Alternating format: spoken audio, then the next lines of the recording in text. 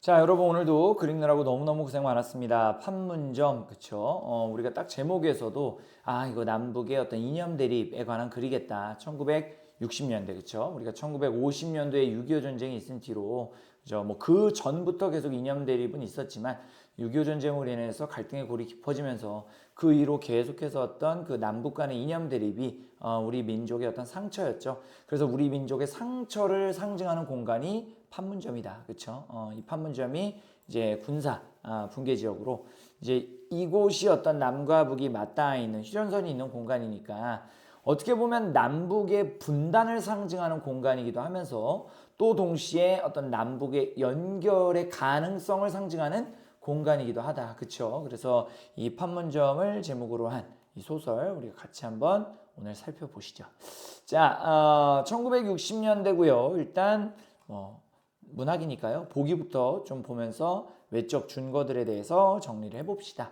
이 작품은 1961년도 그렇죠. 박정희 대통령이 이제 대통령이 됐을 때네요. 61년도에 발표된 작품으로 그동안 경색되었던 남북 관계를 어느 정도 좀 완화하고, 그러니까 경색되었다는 얘기는 남북 관계가 그만큼 굳어 있었다, 딱딱해 있었다, 좋지 못했다, 이렇게 우리가 정리하시면 될 것 같고, 남북 관계를 좀 부드럽게 하고 통일의 방향을 모색하던 시대 상황을 배경으로 하고 있다. 작품의 공간적 배경이 되는 판문점, 그쵸? 남과 북이 맞닿은 그 휴전선이 있는 공간이겠죠?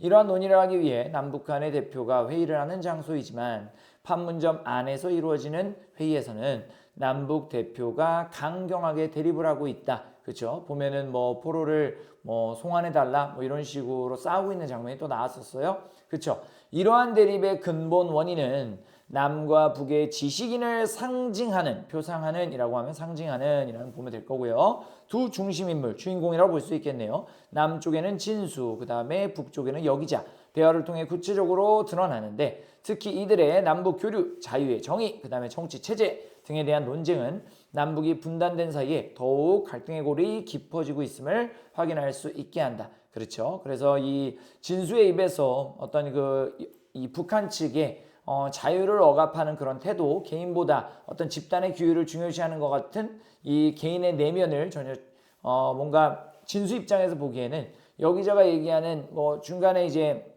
여기자가 이런 얘기를 하죠. 자유가 있기 위해서는 집단의 규율 같은 것, 신념 같은 것이 먼저 있어야 된다. 그래서 개인의 자유보다 집단의 어떤 규칙이 먼저라는 뉘앙스로 얘기를 하고, 거기에다가 진수가 야, 너희는 자유가 뭔지를 알기나 하냐. 너희들은 자유마저 강제당하는 거 아니냐. 뭐 이런 식으로 이야기를 하면서 전혀 서로를 이해하지 못하는 모습을 보이고 있고 비판하는 모습을 보이고 있습니다. 또 여기자 입장에서는 규칙이 없는 자유는 흐늘흐늘거리는 어떤 그 규칙과 어떤 신념, 기준이 없는 자유에 대해서 비판을 좀 하고 있고, 그렇죠?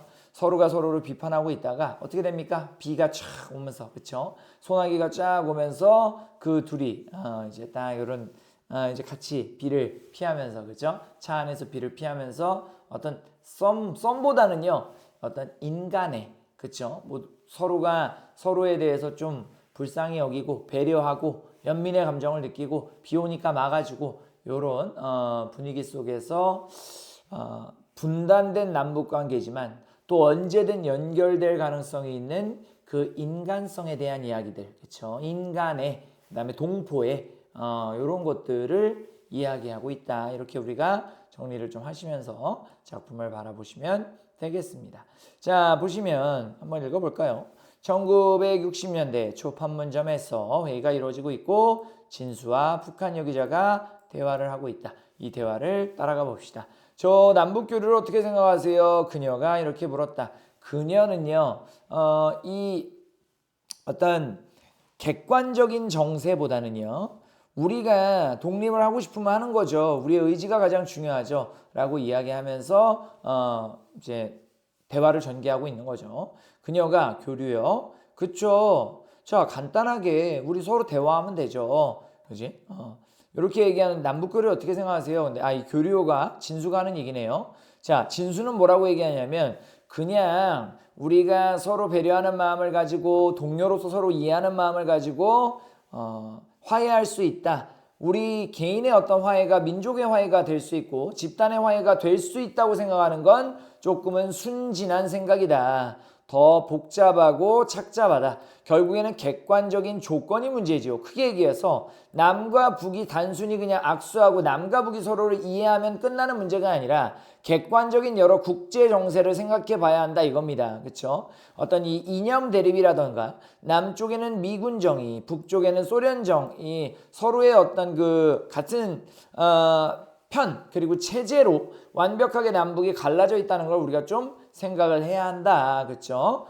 이런 얘기를 하고 자 사실주의의 그것 말이죠. 이렇게 여자가 얘기하니까 네 결국에는 민족의 양식이고 우리가 서로 민족이기 때문에 화해할 수 있다는 것도 현실적인 조건. 이미 소련군 그리고 미군이 서로 이제 갈라져 있고 그것에서 철저하게 이념 대립을 하고 있고 우리가 여러 가지 어떤 이해관계가 결부되어 있는 상황에선 그냥 민족끼리 손잡고 뜨겁게 화해하는 것은 불가능하다. 현실적인 조건들이 있기 때문에 그냥 둘이 이상적으로 화해하는 것은 불가능하다. 이런 얘기를 하고 있는 거죠. 그녀는 생각이 다르네요. 그렇지 않아요. 자기 운명을 자기가 쥐고 있는 걸요. 다시 얘기해서 뭐 정세가 어떻고 여러 가지 사정이 어떻든 간에 우리의 의지와 우리의 마음이 중요한 것이다. 우리가 동포애를 가지고 있고 우리가 앞에 있는 뭐 북한을 그리고 북한 입장에서는 또 남한을 서로 적이라고 생각하지 않는 이런 어떤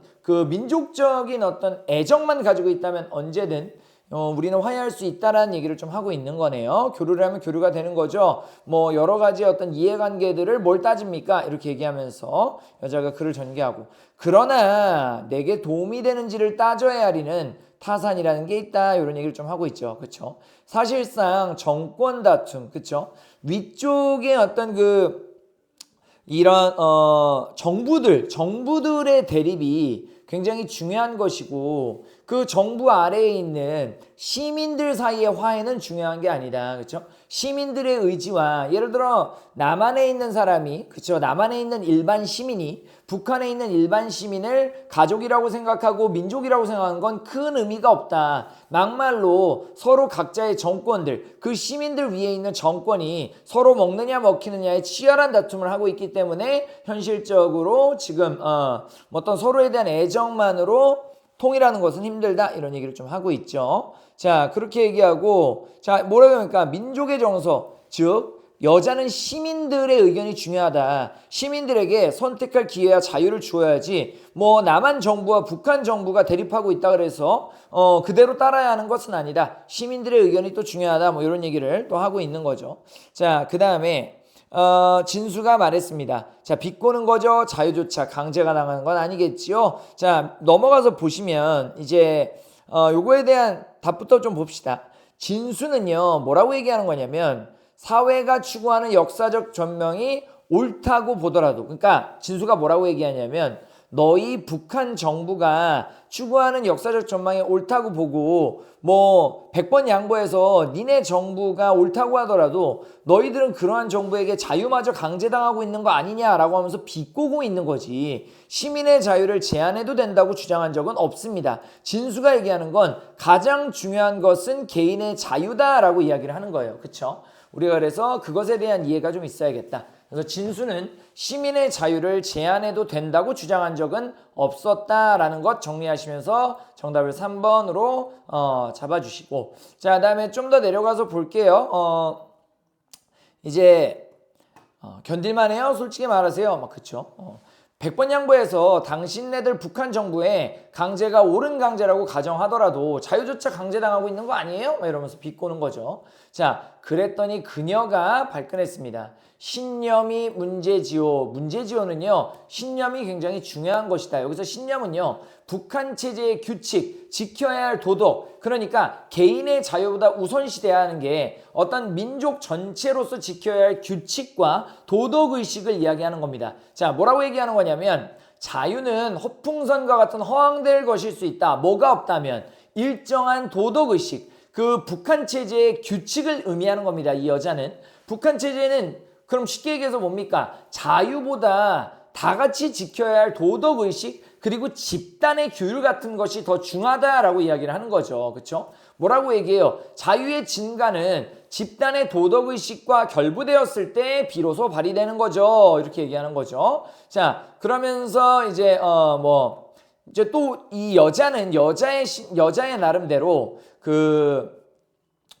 나만의 정서와 나만의 어떤 그 가치관을 비판하고 있어요. 제일 중요한 것은 자유다라고 얘기하는데 당신의 생각은 나태 그것이다. 다시 얘기해서 어떤 집단 그리고 모두를 위해서 존재하는 규칙 없는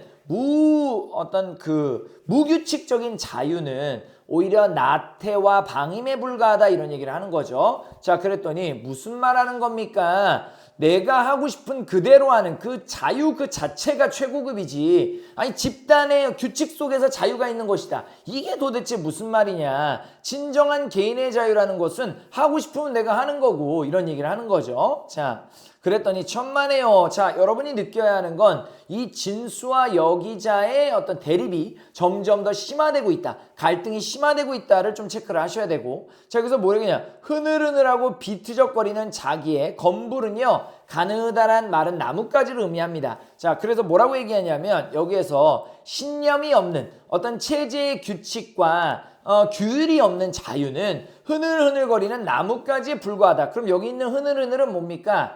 신념이 없이 무분별하게 그리고 어떤 무규칙적으로 무책임하게 자유만 추구하는 나만에 대한 비판이 되는 것이죠. 그래서 상대방에게서 발견한 자신의 문제점을 나타내기 위한 것이 아니라 이 여자는 뭐라고 얘기하는 것이다? 오히려 집단의 어떤 그 규칙이 중요하고 집단의 규칙 없는 자유만을 추구하는 남한 사람들은 신념도 없이 흐느적거리는 나뭇가지에 불과하다. 이거는 나만의 태도를 비판하는 것이지 자신의 태도에 대한 얘기가 아니라는 것, 그런 얘기하는 거고. 이에서도 당신들은 사람의 자유와 사람의 내면, 사람의 감정을 중요하게 생각하지 않고 집단이 어떤 행복하기 위한 수단과 부품으로서 개인을 이용하고 있어요. 이렇게 또 비꼬는 거죠. 그 다음에 넘어가서 남자가 요 말 되게 의미심장하죠. 도스토옙스키나 셰익스피어를 아시오? 이게 뭐냐면 너 인간의 감정에 대해서 알고 있어? 인간의 감정이 얼마나 섬세하고